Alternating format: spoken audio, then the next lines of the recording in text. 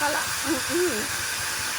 ကဲကျွန်းနဲ့ပရီမာတဲ့လူတွေအတွက်ကိုပရီစပြီးတော့ဖောက်နေပါပြီပရီလုံးတွေစဖောက်နေပါပြီကျွန်းလုံးကိုပြားလိုက်တွေဖြတ်ပြီးပြီဆိုလို့ဖောက်နေပါပြီမီးလာရင်တော့မြန်ပါတယ်မလာရင်တော့အိုင်တော့လို့ကိုင်းမစကအဲ့လောက်အပူခံနိုင်လို့လားနိုင်ပါတော့ဘယ်နှစ်နာရီလောက်ထိထောက်လို့ရအသေးလုံးပါ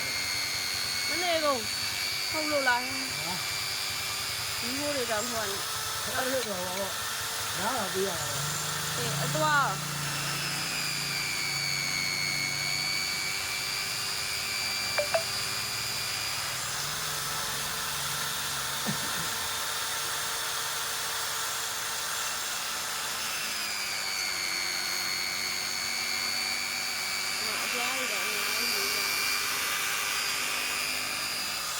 ဒါလေးအပြားကြီးပြားအဲ့ဒါဖြတ်ခပေးရတယ်နော်